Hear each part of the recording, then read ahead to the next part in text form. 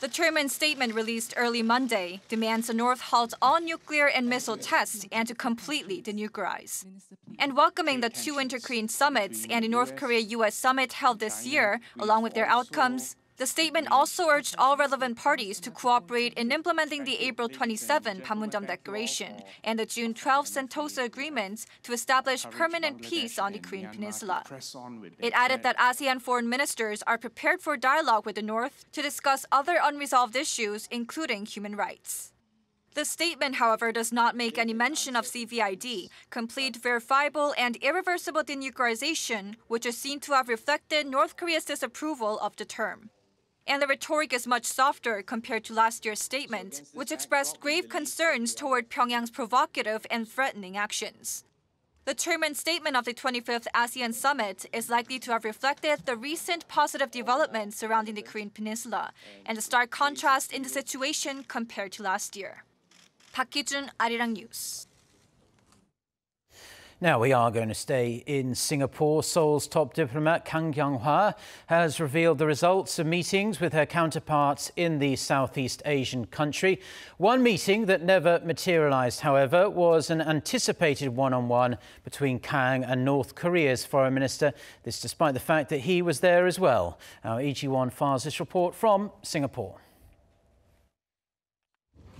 The six-day ASEAN foreign ministers meeting and related meetings finally came to an end on Saturday, and South Korea's foreign minister Kang Kyung-hwa briefed reporters on Sunday about the results of her final meetings in Singapore. Seoul's top diplomat said some of the key takeaways from her meeting was the support among participating states for the nation's new southern policy and for change on the Korean peninsula. ASEAN member states promised to passionately engage in multidimensional cooperation with Seoul, and together with key stakeholders in the North Korea issue, they reaffirmed the shared goal of complete denuclearization and permanent peace in the region. And though Kang did not elaborate on what she discussed Friday night with Pyongyang's Foreign Minister Lee Yong-ho when he rejected South Korea's request for bilateral talks, she said the two did have sincere discussions during their brief encounter at the gala dinner. We exchanged brief but honest views about developments on the peninsula and the ways to cooperate, and I think it's helped lay the groundwork for the Panmunjom Declaration to be carried out. Meanwhile, though the much-anticipated sit-down between U.S. Secretary of State Mike Pompeo and Lee Yong-ho did not take place either, the atmosphere did not seem hostile at all. The two diplomats, according to Washington Post, had a small chat during the meeting in which Pompeo said they should talk again soon, and Lee replied that there are many productive conversations to be had. The U.S. delegates also delivered President Donald Trump's response to a letter he received recently from North Korean leader Kim Jong-un, so there seems to be real optimism that the two sides will continue striving to work things out. Lee Ji-won, Arirang News, Singapore. Now, staying with North Korea-related diplomacy, the nuclear envoys of South Korea and China will hold talks in Beijing today over North Korea's denuclearization and hopefully peace, lasting peace on the peninsula. According to Seoul's foreign ministry on Sunday, Lee Do-hoon, who is the representative for Korean Peninsula Peace and Security Affairs, will meet his Chinese counterpart Kong Xiangyu as part of their efforts to strengthen the two countries' strategic communication. Observers say the two sides may also touch upon the issue of declaring a formal end to the Korean War. South Korea's Party for Democracy and Peace has elected a political heavyweight to head up the party. In his victory speech on Sunday, the new leader vowed to stand with the most vulnerable in Korean society. However, at the same time, he faces some serious challenges going forward. Our Kim Min-ji reports. The minor opposition Party for Democracy and Peace has elected four-term lawmaker Chung Dong-young as its new chair. At a national convention on Sunday, Chung emerged victorious from a pool of 6 candidates. Chung has a wealth of political experience to draw upon, which includes serving as unification minister between 2004 and 2005 under the Roh Moo-hyun administration, and also has run for president in 2007. This opportunity gives me the chance to reinvigorate our party that's standing at the crossroads of survival and to stand on the side of the disempowered and vulnerable. This is on the condition that the leadership comes together to stand on the people's side and works to revive our party. First and foremost, Chung vowed to hit the streets to reach out to the public and address their concerns. He said his priority will be reforming the country's electoral system in order to bring more parties into the National Assembly and better reflect the voices of a wider spectrum of society, rather than have two biggest parties more or less run the parliament like now. But the new chair also faces a number of daunting challenges. They include reversing the Liberal Party's lagging approval rating, which has recently hovered between a mere 1% to 3%. He's also tasked with boosting his party's presence in the National Assembly, as it only holds 14 of the 299 seats, short of the 20 required to be a negotiating bloc and play a decisive role in legislative affairs. Kim Min-ji, Arirang News. Now, staying with domestic politics, the sitting governor of Gyeongsangnam-do Province is being questioned over allegations he conspired with an influential blogger to manipulate online political comments in the lead-up to last year's presidential election. The special counsel investigating the case believes Kim Kyung-soo, a former lawmaker of the ruling Democratic Party and close aide to President Moon Jae-in, could be an accomplice of the blogger nicknamed Druking. Prosecutors suspect Kim received regular briefings on Druking's online rigging activities after attending a presentation session in November of 2016. At that very session, the blogger explained using data manipulation software to automatically increase the number of likes on online comments. A joint investigation team tasked with probing the possible invocation of martial law last year have raided the homes of the then Defence Minister and the ex-Defence Security Command commander. An official said on Sunday that the search warrants for the homes of former Defence Minister Han Min-koo and former DSC Commander Cho Hyun-chun were issued on Friday. The official added that they are examining the information gleaned from the searches and plan to summon the two for further questioning. The Defence Security Command has been under a great amount of fire for drafting contingency plans for martial law in the event the Constitutional Court had not upheld the impeachment of ex-President Park Geun-hye in 2017.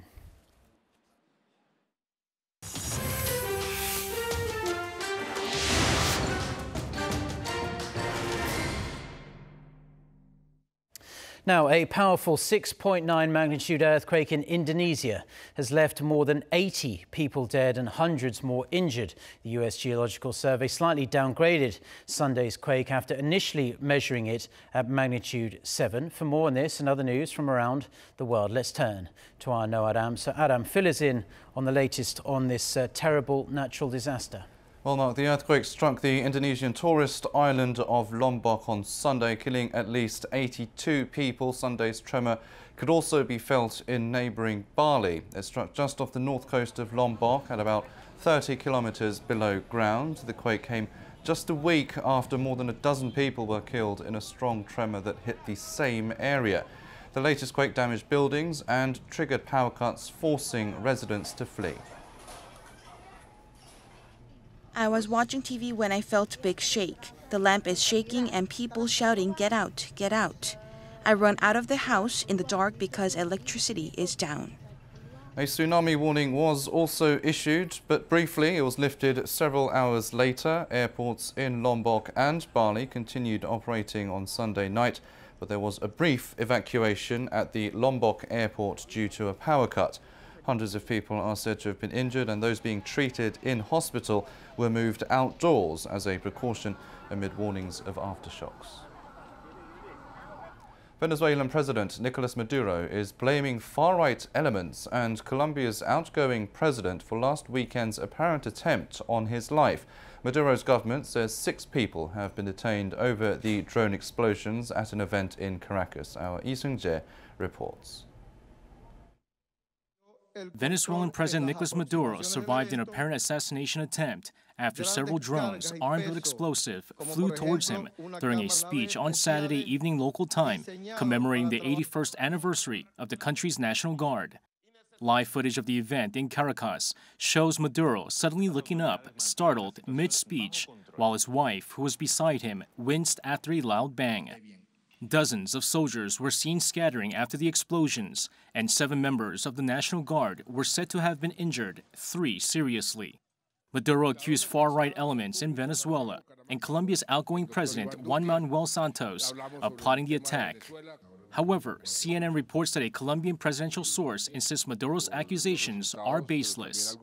The Venezuelan leader addressed the nation hours after the attack, describing the event as an assassination attempt, adding that he's alive and victorious. Maduro added there were 2 explosions seconds apart, but he'd initially thought they were fireworks that were part of the military parade. Venezuela's Minister of Communication says preliminary information shows the explosions came from several drone-type flying devices containing explosive charges that detonated in the vicinity of the presidential stage and in other areas of the parade. An investigation was launched immediately after the incident, and reports say several people believed to have been behind the attack have already been captured and charged. Lee Seung-jae, Arirang News. A vintage plane crashed in the Swiss Alps over the weekend, killing all 20 people on board. The Junkers Ju-52 crashed in the Piz-Segnas mountain range near the Austrian border on Saturday. Officials said the unusual heat wave that is gripping Europe at the moment could have been the cause of the crash, but an investigation is still ongoing. Large crowds gathered at the Beauvais Zoo in central France over the weekend to celebrate the one-year birthday of the country's first baby panda. Yuan Meng, which weighs about 30 kilograms, was gifted with a cake composed of bamboo, honey and a wide range of fruits. Yuan Meng's parents are on a 10-year loan from China as a symbol of good relations between Paris and Beijing.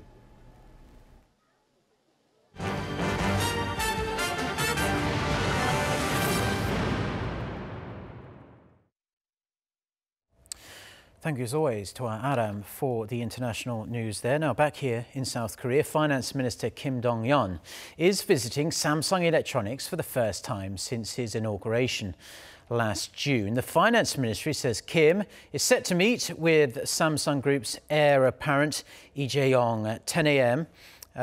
Korea time at its semiconductor plant in Pyeongtaek, south of Seoul. They are expected to discuss deregulation and the push for innovative growth. It's the 5th time the minister has visited a Korean company to meet with its heir after previously visiting LG Group, Hyundai Motor, SK Group and Shinsegae. Now, tariffs have been a regular feature on US President Donald Trump's Twitter feed. In recent days, President Trump has been patting himself on the back, saying they have already been extremely effective in creating jobs and wealth in the United States. Kim Hyo-sun with the details. In a series of tweets over the weekend, U.S. President Donald Trump celebrated his administration's tariffs on imports from trade partners, including China. He said on Sunday that the tariffs are working big time, adding that countries need to make products within the U.S. to avoid further taxation. The remark can be interpreted as his willingness to continue pressuring Beijing, which has fired back at Washington by imposing retaliatory tariffs on U.S. imports worth some $60 billion.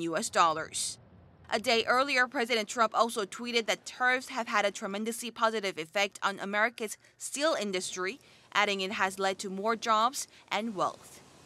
As the trade war between the world's 2 largest economies rages on, the Wall Street Journal reports that such tensions have put South Korea's Samsung Electronics in a, quote, uncomfortable spot. It explains that Samsung is trying to navigate through the trade war between the 2 countries, as they are among the company's biggest markets, accounting for nearly 40% of its revenue last year. And at the same time, the report says Samsung has also been facing tariffs within the American market, including a whopping 50% duty on its washing machines. Despite such challenges, the article quoted industry analysts who say Samsung does have some protection, explaining how many companies are heavily dependent on Samsung's components for their own products. Kim Hyo-sun, Arirang News. Now, authorities in Laos have reportedly confirmed the death toll and the number of missing after a dam collapse in the southern part of that country late last month. Local news outlet ABC Laos reports that as of Saturday, at least 33 deaths have been confirmed and 98 people are still missing. Authorities say the death toll may climb as most of the bodies have yet to be recovered and are still buried under mud. The hydroelectric dam was under construction by South Korea's SK Engineering and Construction. The Korean government has sent medical teams and supplies to the site to help with the recovery efforts. South Korea has been suffocating under an intense heat wave for more than 2 weeks now, with draining humidity levels and the mercury soaring well into the high 30s practically each and every day. But the good news is that with showers in some regions, including here in Seoul earlier today, it should be a touch cooler from now on, especially in the morning. We certainly hope so. Hong Yu reports. More than half of South Korea's weather stations recorded the hottest weather in the country's modern history. According to the Korea Meteorological Administration, 28 weather stations marked new record highs last Wednesday, on the first day of August. Hongcheon in Gyeongsangnam-do Province reached 41 degrees Celsius, the highest temperature South Korea has seen since records began in 1904. Seoul, too, reached an all-time high of 39.6 degrees. The heat's been continuing after dark and into the mornings, causing what meteorologists call tropical nights. For more than 2 weeks now, it hasn't gotten below 25 degrees. In fact, in Seoul, on August 2nd and 3rd, it didn't even get below 30, what they call a supertropical night. The heat has caused 35 deaths and made thousands more ill with heat stroke and other symptoms.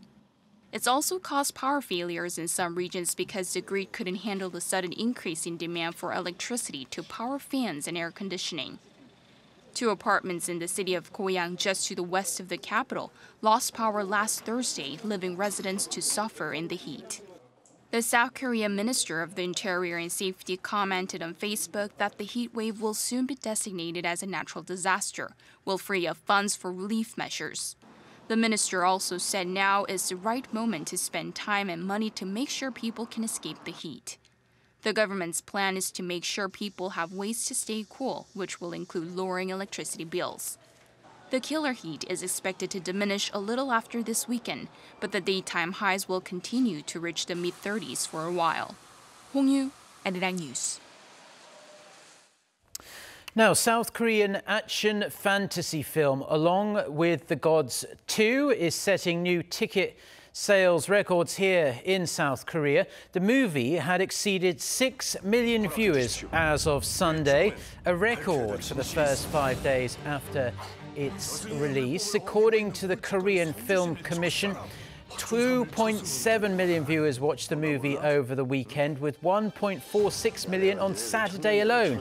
And that is the highest ever number of viewers in a single day for any movie in the country's movie industry. Quite some feat. The movie is the sequel to a film released last December, which is based on a very well-known webtoon. This installment follows 3 angels of death who guide a soul through the underworld with the promise of reincarnation.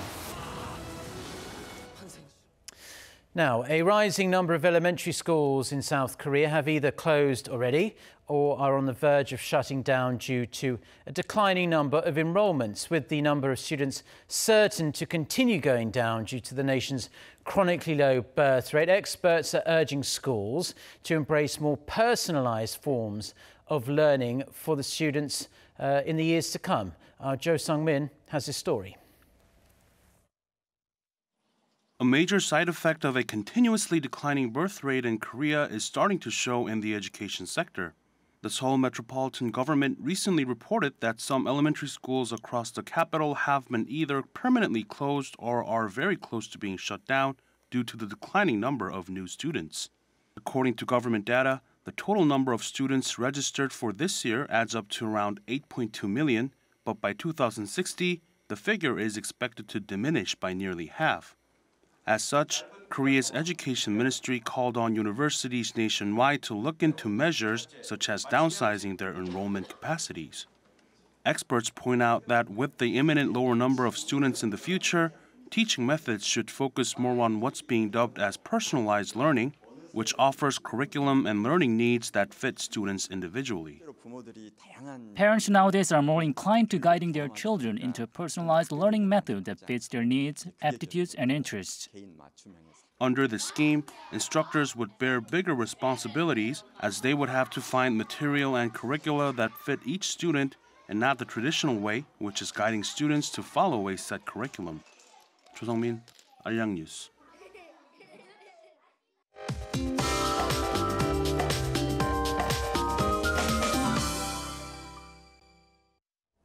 Good morning. Rain poured down here in the capital a couple of hours ago. In fact, many inland regions will also see some welcome sporadic rainfall, while parts of Gyeongsangnam-do Province could see heavier showers today. So parts of Gyeongsangnam-do Province have been seeing heavy rainfall since early this morning, with a heavy rain advisory being in place, while the radar also tells us that Seoul has also received a good amount of rainfall this morning. 5 to 50 millimeters of showers will fall, but some areas of Gyeongsangnam-do Province could see up to 80 millimeters of precipitation. But other than areas of Gyeongsangnam-do Province, readings will be similar or even hotter than yesterday. And Seoul, Daejeon, and Daegu will all get up to 35 degrees Celsius this afternoon. With that, let's take a look at the international weather for viewers around the world. So many inland regions of South Korea could see some sporadic showers during the day.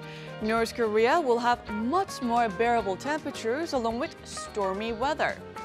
Another scorching day is in the forecast for Tokyo, and the 13th typhoon of the season, Typhoon Shanshan, in the Western Pacific Ocean will move toward Japan this week.